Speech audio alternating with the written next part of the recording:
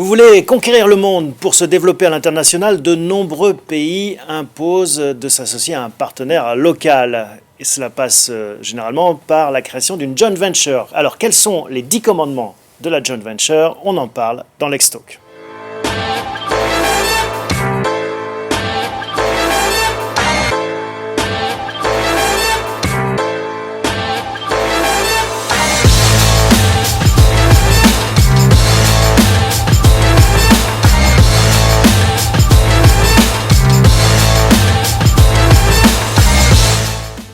Pour évoquer ces 10 commandements de la joint venture, on a le plaisir d'accueillir Anker Sorensen et Brice Mathieu. Bonjour à tous les deux. Bonjour Thomas. Vous travaillez au cabinet de Gaulle Florence Associés. On va commencer une question simple. C'est quoi une joint venture?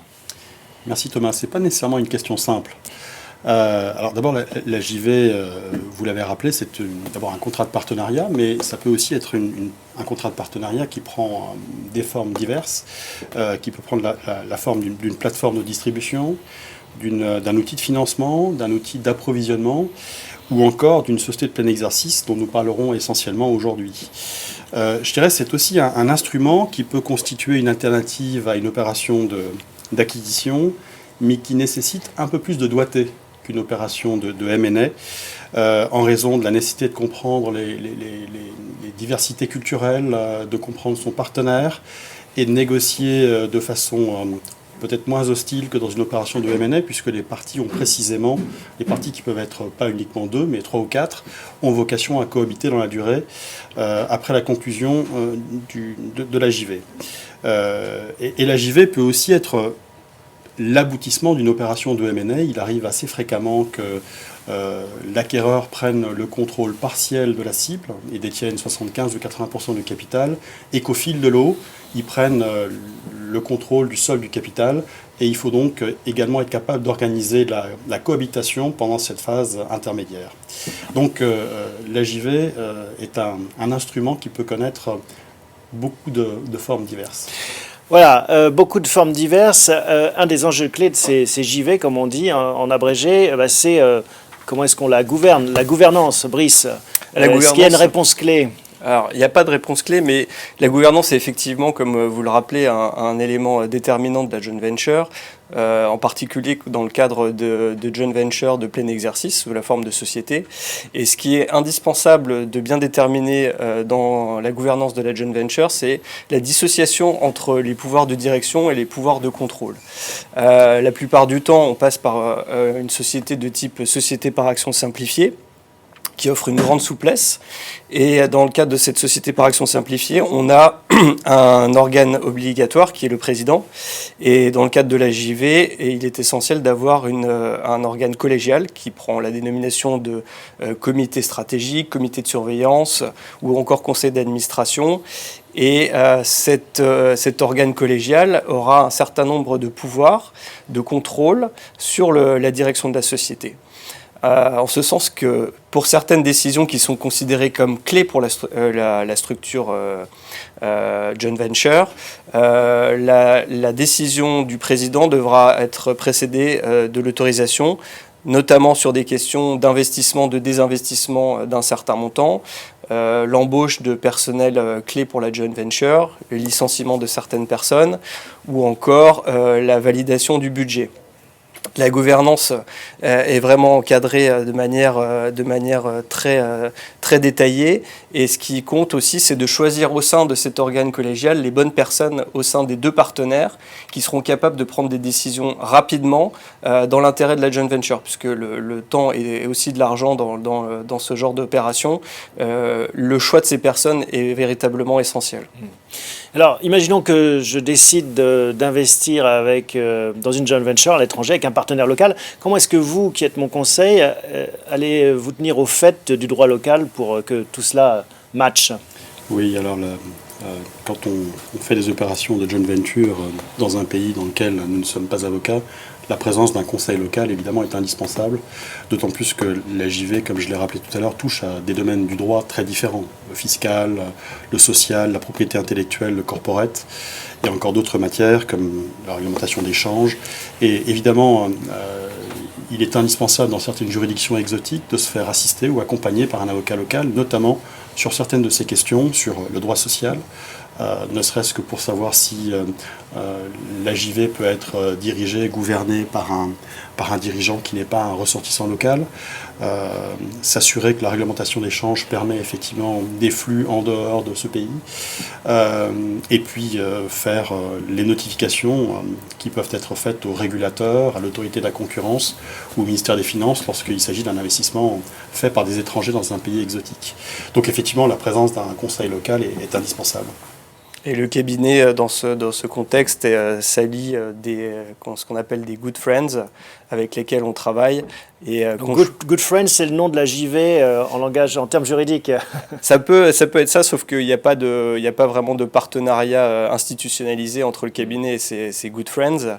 En revanche, pour prendre un exemple tout récent, s'agissant du cabinet de Gaulle Fleurance et Associés, on a constitué dans le cadre justement d'une joint venture un partenariat en Iran pour offrir à nos clients un support notamment juridique pour les investissements iraniens en Iran. Une des angoisses d'un chef d'entreprise qui réalise une joint venture, c'est le pillage technologique. Comment est-ce qu'on peut le rassurer de ce côté-là ? En faisant des contrats extrêmement détaillés, et de ce point de vue-là, notre cabinet a une équipe en propriété intellectuelle, en sciences de la vie, en protection des données de plus de 25 avocats. Donc nous excellons en la matière. Pour autant, tout le monde le sait, un contrat c'est un bout de papier et on ne peut jamais échapper ou éviter un risque de complicité entre le partenaire local, le régulateur local et les autorités ou les tribunaux locaux. Donc d'où l'intérêt, encore une fois, de bien choisir son partenaire et le pays dans lequel on investit, en sachant que le risque zéro n'existe pas. Est-ce que parfois vous dissuadez un de vos clients d'aller jusqu'au bout de cette entreprise ? Ça peut arriver, essentiellement quand on se rend compte que les deux partenaires n'ont pas la même vision du projet commun, puisque la joint venture, c'est pour porter un projet commun. Et ce qui est important dans le cadre des négociations des accords préparatoires, c'est de s'assurer que les partenaires sont en phase sur ce projet. Et si on se rend compte que, ça nous est arrivé dans un dossier récemment, que l'un des partenaires n'était pas pleinement investi dans le projet, que les personnes qui négociaient avec notre client n'avaient pas le véritable pouvoir d'engager ce partenaire, notre rôle de conseil, c'est aussi de dissuader notre client d'aller plus loin avec ce partenaire. Et notre rôle de conseil va au-delà, je dirais, du domaine juridique, puisqu'il faut tenir compte de ces aspects fondamentaux. Oui, on peut peut-être illustrer cette question par un exemple que nous avons d'ailleurs connu tous les deux dans un dossier commun, qui était que le partenaire local avec lequel négociait notre client avait des accointances avec un concurrent de notre client. Ce que nous savions, il est arrivé à un stade des négociations, il est devenu très clair que les contraintes liées à ce partenariat entre le partenaire local et un de nos concurrents, ou un des concurrents de notre client, a fait que c'était pas étanche. C'était pas étanche et qu'il y avait un risque de transmission d'informations confidentielles qui a donc dissuadé notre client d'aller plus loin. Est-ce que je peux m'associer avec n'importe qui ? Alors je m'explique, est-ce que je peux avoir un partenaire plus gros, plus petit, dans une autre catégorie, public, privé tout est possible ? Dans la joint venture, oui, c'est très possible, c'est tout à fait possible. Et c'est même fréquent d'ailleurs que les partenaires de joint venture aient des poids économiques différents. Dans le sens où l'un des partenaires peut apporter une technologie de pointe, mais être économiquement plus petit que son copartenaire. Et il peut y avoir des partenariats avec des partenaires publics ou privés, ça prend la forme de partenariats public-privé. Et ce qui compte, c'est de déterminer quel est ce que chacun des partenaires apporte à la JV. La technologie, le savoir-faire, la connaissance du marché local, comme le rappelait Anker dans ses propos introductifs, sont des éléments déterminants. Et le fait que les partenaires aient des poids économiques différents, je dirais, est peu important. Et en termes de répartition du capital, ça a une incidence ou on fait ce qu'on veut là aussi ? Alors sur la répartition du capital, c'est vraiment des discussions, je dirais, presque business entre les deux partenaires. Après, d'un point de vue juridique, nous, on peut aménager cette répartition capitalistique. Les JV de répartition 50-50, ça arrive fréquemment. Le seul souci qu'on peut avoir dans ce type de configuration, c'est des situations de blocage entre les partenaires. Ça nous ramène à la gouvernance. Ça nous ramène effectivement à la gouvernance. Combien de temps ça prend de créer une JV ? Alors, c'est une opération complexe, donc nécessairement longue. Il est quand même assez rare qu'une JV puisse être menée à son terme entre le début des discussions et leur fin et la conclusion de tous les accords en moins de 6 mois. Et d'ailleurs, c'est une des raisons pour lesquelles il est essentiel que le client choisisse bien son conseil, puisqu'il va devoir cohabiter avec lui pendant une phase de négociation longue. Il faut qu'il ait confiance, il faut que le courant passe bien, et il faut qu'il ait confiance dans les compétences et les qualités techniques de ses conseils. Une JV, hein, si je comprends bien, c'est un peu comme un mariage. Il faut aussi que le partenaire avec qui on va faire du business sur la durée, que ça fonctionne bien. Mais malheureusement, on le sait, hein, comme dans les mariages, parfois il y a des divorces. Comment est-ce qu'on peut sécuriser la sortie dans ces cas-là ? Alors ça revient aussi à anticiper les causes de ce divorce. Effectivement, ça peut arriver. Et l'objectif, en ce qui nous concerne, c'est de baliser tous ces cas de figure autant que possible. C'est pour ça qu'on incite et on insiste auprès de nos clients sur le caractère essentiel de procéder par étapes et au cours des discussions et des accords qui sont conclus dans le cadre du projet de partenariat, d'essayer, autant que faire se peut, d'envisager tous les cas de difficulté, les situations de conflit, de blocage. On a des mécanismes juridiques qui nous permettent de sortir de ces situations de blocage et nous permettent aussi de déboucler la joint venture à la en sa fin de vie. Alors ces mécanismes, ce sont des clauses de ce qu'on appelle drag-along ou tag-along, des obligations de cession, de sortie, des droits de préemption si jamais l'un des partenaires veut racheter la participation de son copartenaire.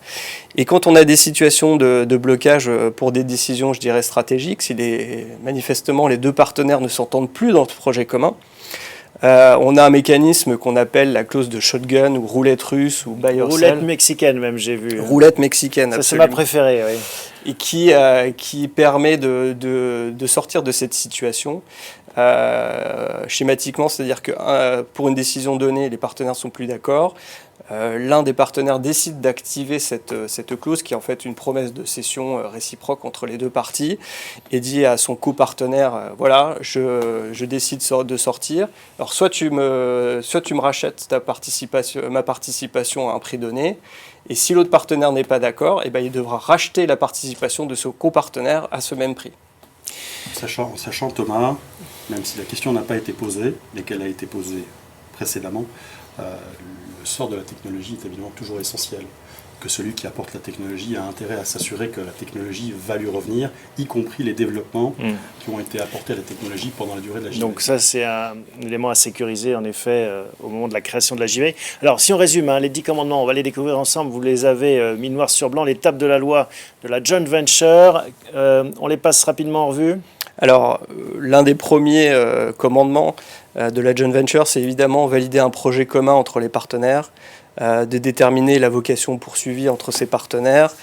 Il est indispensable également de très bien, voire très bien connaître ce partenaire et également ses actionnaires. Ça a une importance fondamentale. Et l'environnement local, je le rappelais un peu plus tôt, il est nécessaire de procéder par étapes, de se fixer des calendriers qui soient réalistes, notamment pour la négociation des actes clés de la joint venture.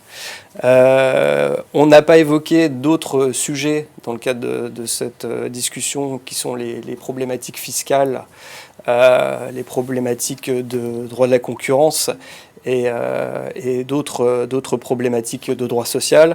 Et d'un point de vue fiscal, il est nécessaire de ne pas envisager la joint venture uniquement comme un véhicule destiné à un but fiscal.